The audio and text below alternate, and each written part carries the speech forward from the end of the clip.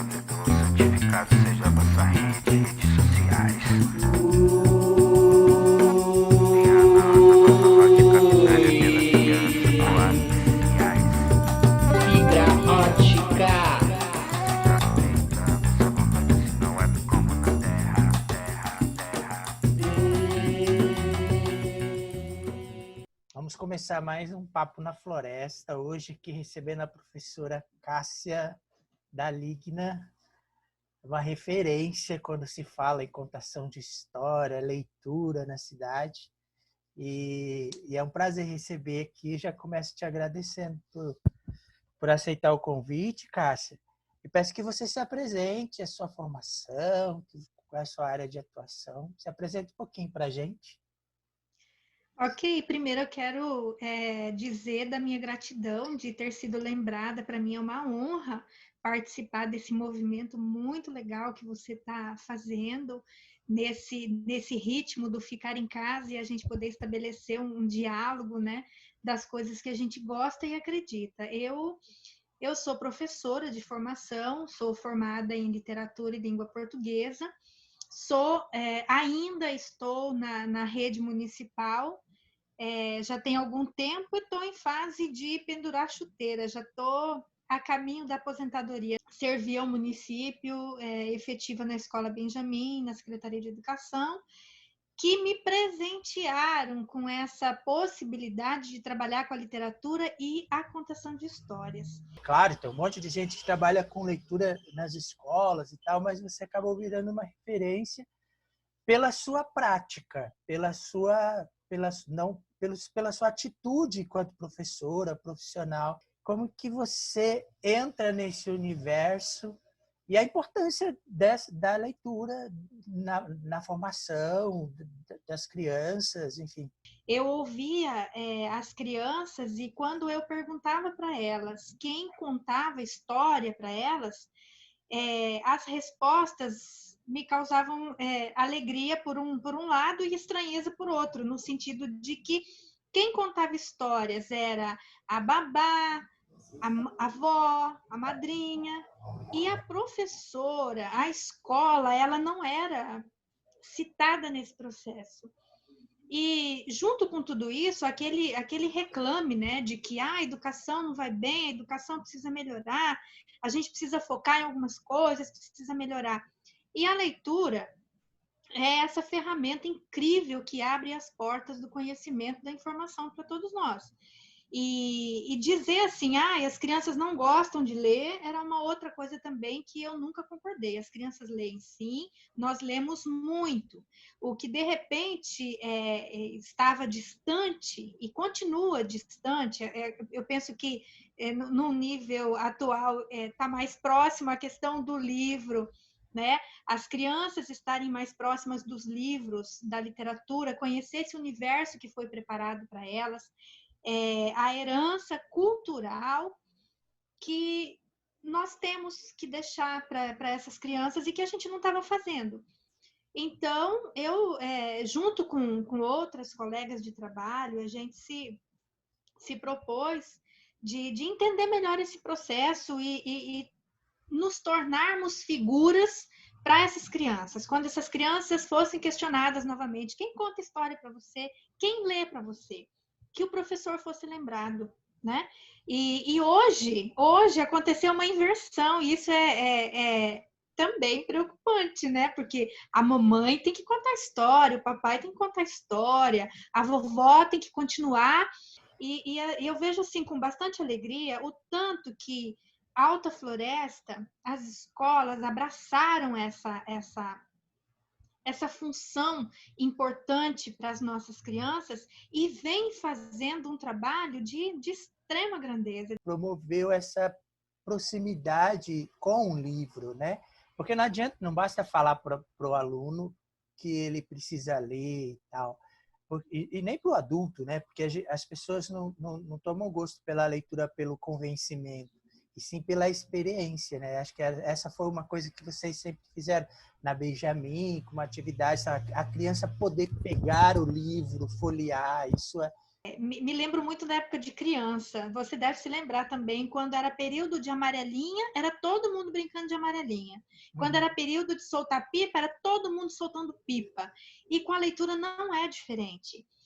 Dizer para o outro que ler é bom e é importante não convence. Agora, você admirar uma pessoa que você vê com um livro na mão, isso é muito legal.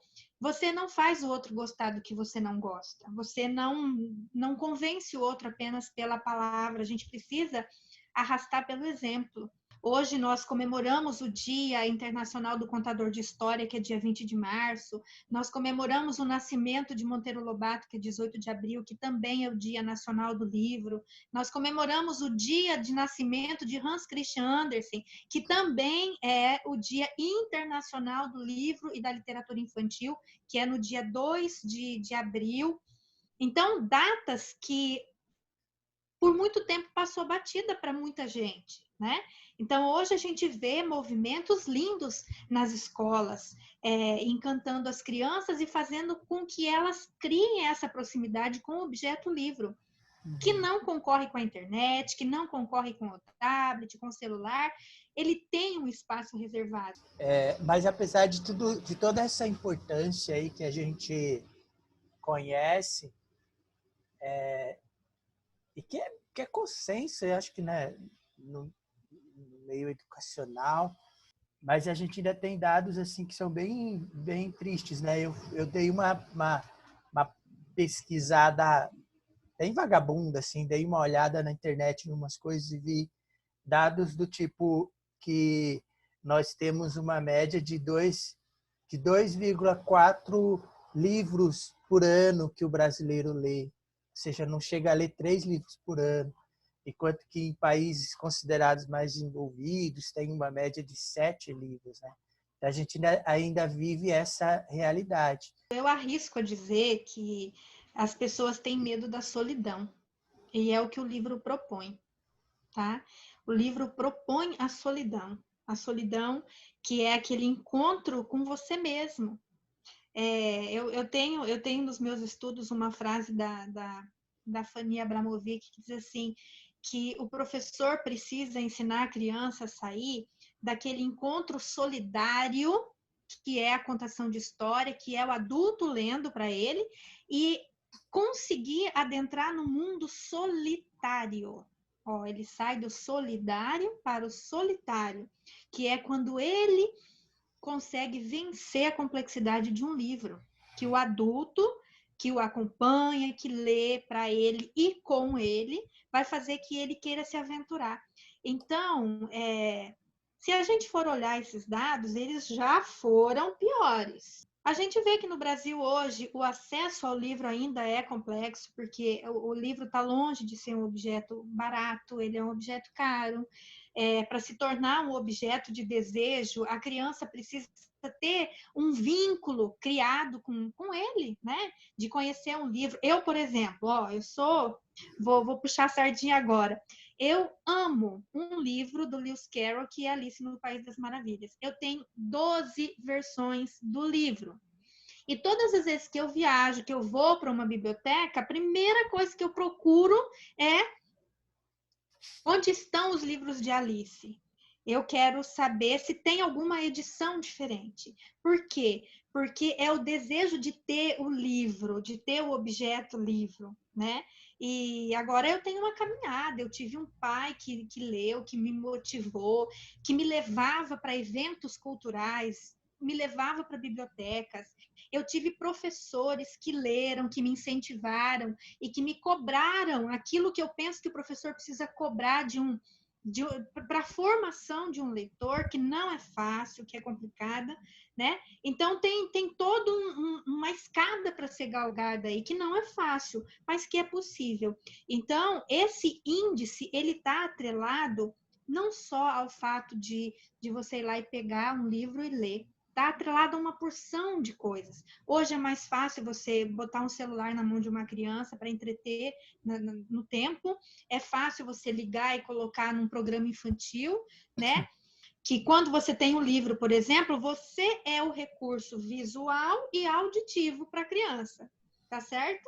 A televisão, você aperta o botão, você tem imagem e som, não é isso? Uhum. Agora, se você coloca o livro na mão da criança, você tem que fazer essa intermediação. E o que que a gente ganha nessa relação de intermediação? O contato, a afetividade. É como os grandes contadores de histórias e os grandes leitores que nos deixam um legado, que é a nossa herança cultural, dizem que quando você abre um livro para uma criança, para um adolescente, você está estendendo para ele um fio dourado, um fio que vai da sua boca para o ouvido de quem está ouvindo. E isso não é pouca coisa. Não é só o fato de ir para a livraria e comprar um livro. É que nem eu dizia sempre na escola, na biblioteca da escola, né? A criança vai lá, ela faz uma ficha e ela leva o livro para casa.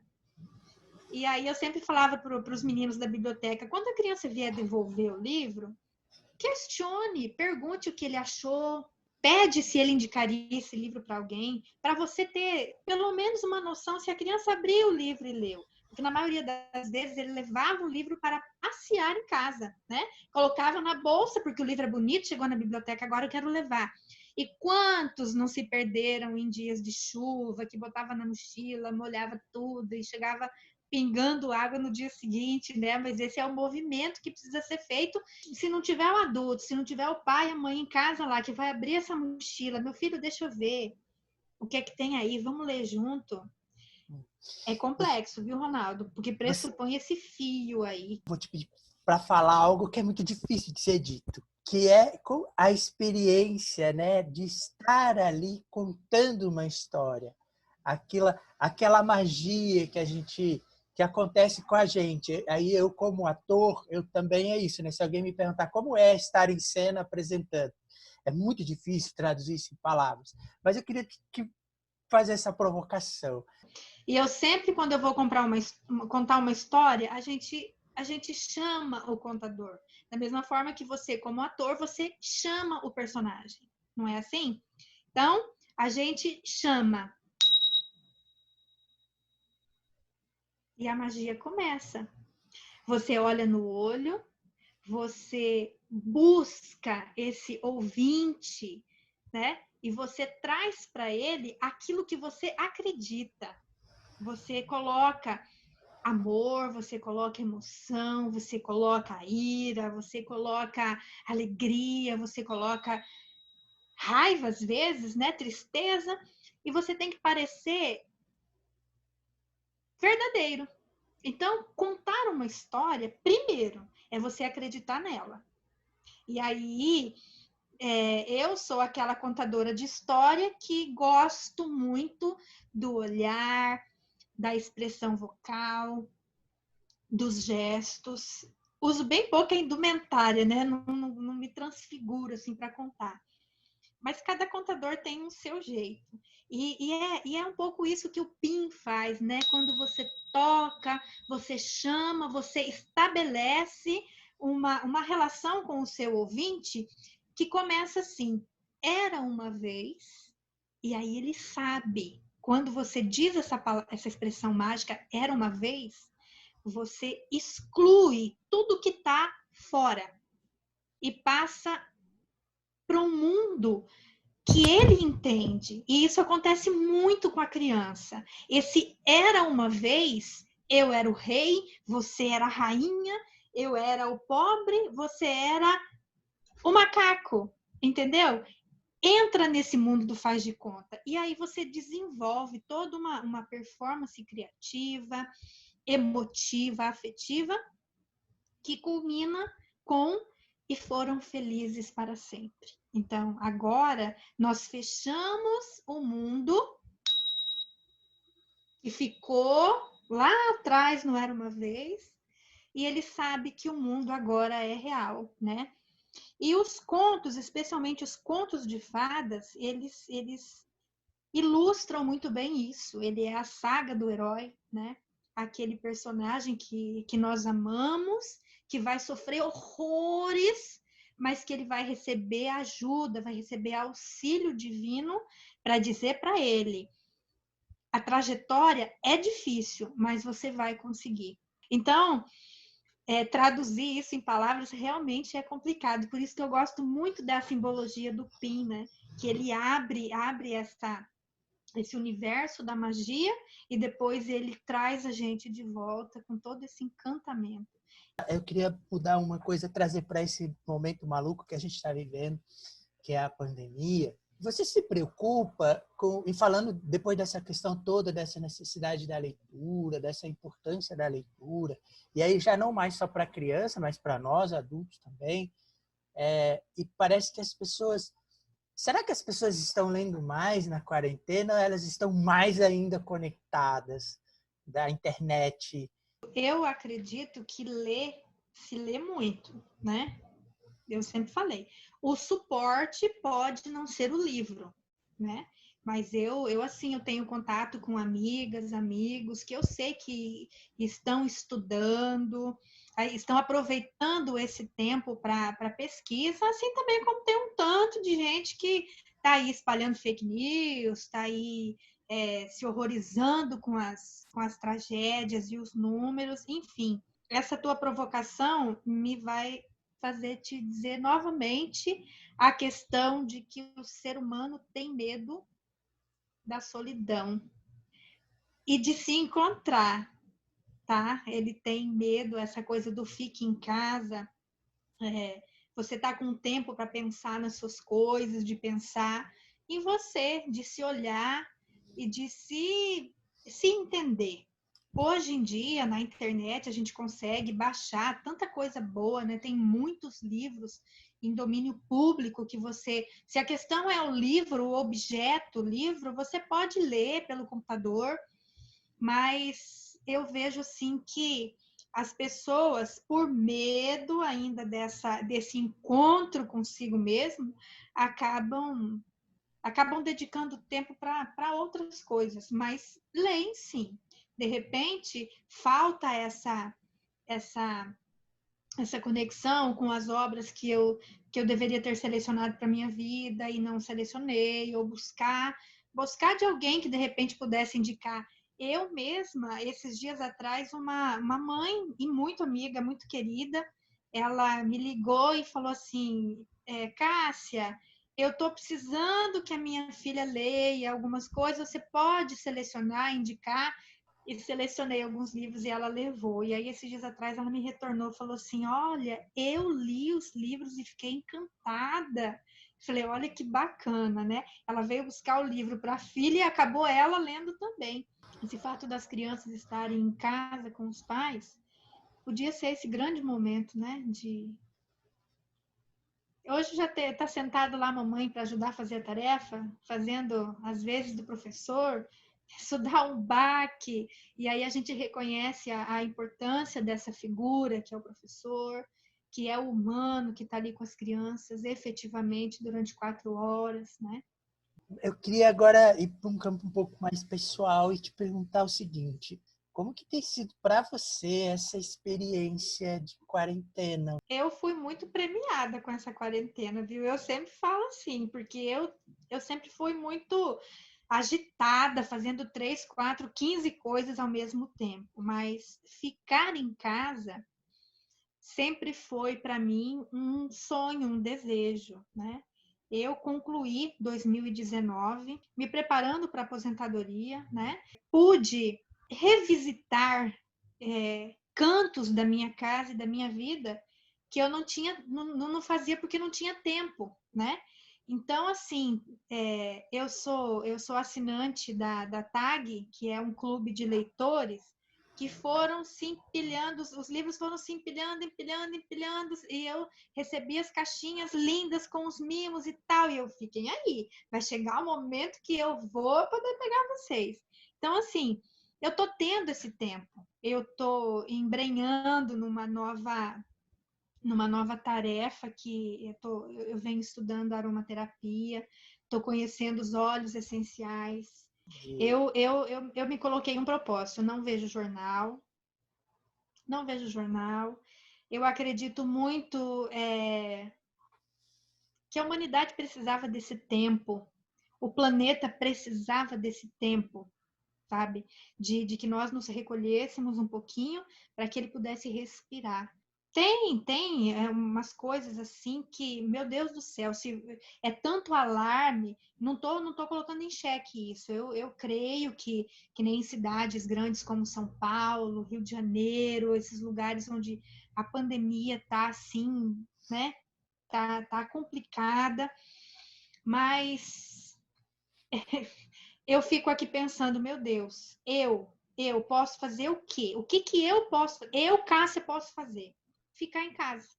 Cuidar que aqui na minha casa, minha mãe precisa do meu carinho, do meu cuidado, os meus filhos, o meu companheiro, né? Precisam que eu dedique esse tempo a eles também e que a gente zele, que a gente, se precisar sair, a gente saia com cautela, com cuidado, porque é muito importante. Se você fizer a sua parte, você está colaborando, né? Você está colaborando. E se eu não entrar nessa neura de ficar vibrando números e morrendo de medo, eu tô com a minha vibração positiva, eu tô auxiliando muitas pessoas. E você acha que se a gente, não que a gente não deva acompanhar os desdobramentos das coisas, mas como a gente não permite que isso reverbere e se transforme numa energia, digamos, negativa, né? Exatamente. É isso que você está dizendo, que então é necessário a gente dar Exatamente. conta de também não criar uma ficção, uma ilusão de que nada não é isso. Ronaldo, Mas, deixa eu me explicar melhor. Você iniciou nossa conversa falando, até sou grata por isso, dizendo, você é referência em tal coisa, em tal coisa. Analisa comigo. Na sua casa, para os seus filhos, você é referência. A referência imediata.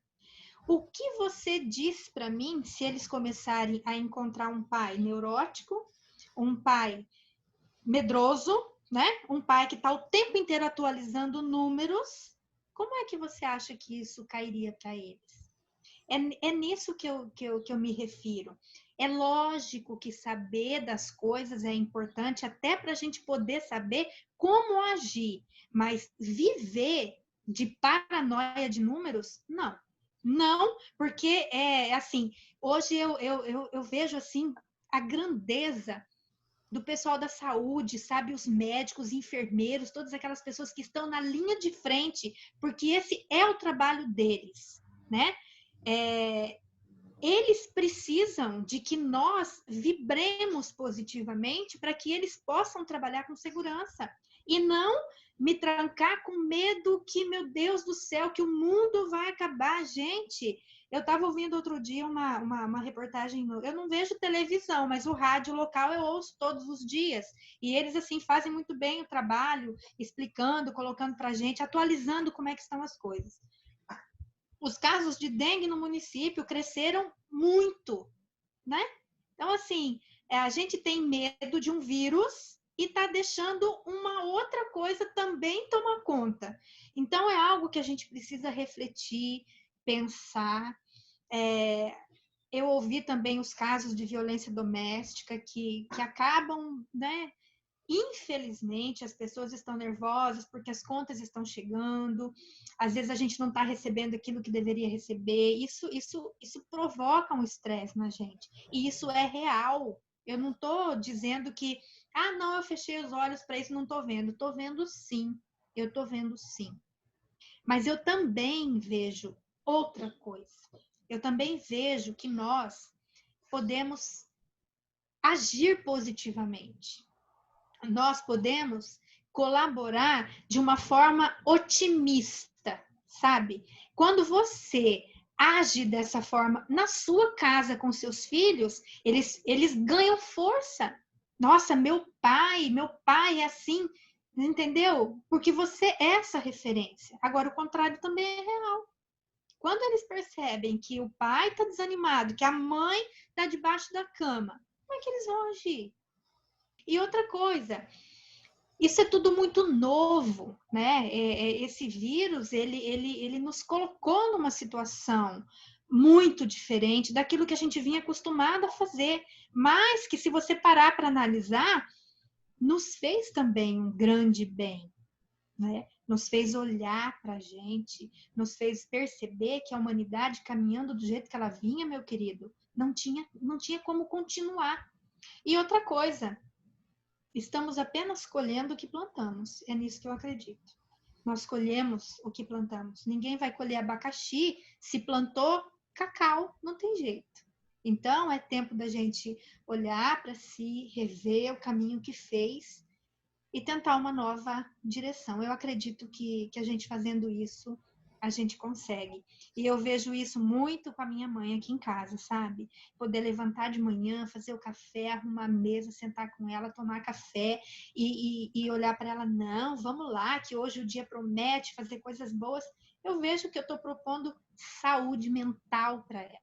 Você acredita, então, que nós vamos conseguir, nós, quanto seres humanos, né, a humanidade, que a gente vai conseguir inaugurar um mundo melhor? Ronaldo, eu, muito antes de acontecer tudo isso, né, quem conviveu comigo no trabalho, aqui em casa, eu sempre disse assim, que a humanidade precisa voltar para o centro. Aí, quando deu toque de recolher, fique em casa, eu pensei, cara, olha isso, voltamos para o centro. Fisicamente falando, porque ficamos um tempo mesmo, né? O toque de recolher, fica em casa, a cidade parou, uns 3 dias a cidade fechou. Nossa, isso foi impactante. E, infelizmente, meu amigo, infelizmente, nós vamos voltar a circular, mas a lição, eu não sei se ela vai ser aprendida. Infelizmente. Eu penso que essa geração que vem, esses meninos e meninas que estão vindo aí, eles já estão vindo modificados, eles já estão vindo com uma qualidade muito superior à nossa. Eu vejo, eu convivi com as crianças e eu sei o que eu estou falando. E assim, a gente ainda vai penar algumas coisas, porque, infelizmente, o sentimento de coletividade precisa melhorar, Ronaldo, sabe? Aquilo que for bom para mim tem que também ser bom para o outro. Enquanto tiver uma pessoa sofrendo e esse sofrimento não me causar nenhum tipo de sentimento, a gente está longe ainda. A gente vai revirar esse centro, vai revirar esse interior e vai se chocar com as coisas que a gente vai encontrar por aí. E hoje em dia, a gente precisa desse centro, a gente precisa rezar mais, a gente precisa se conectar com o sagrado que existe na gente e na humanidade, e na natureza. A gente precisa olhar para as coisas que a gente tem disponível na natureza e que a gente judiou tanto. E a gente precisa olhar para as nossas crianças e propor para elas esse retorno ao centro. Isso é muito importante.